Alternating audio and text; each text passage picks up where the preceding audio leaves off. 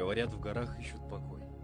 А давай оставим позади город, пробки и звонки. Уедем туда, где виден весь мир. Там нет ни людей, ни машин. Только там с высоты все так смешно и бессмысленно. Непокорные горы. Есть только небо и немыслимый восторг. Пусть душу тревожит живая, безмолвная музыка гор. Мы с тобой и не против будем, и в душе поселится чувство свободы.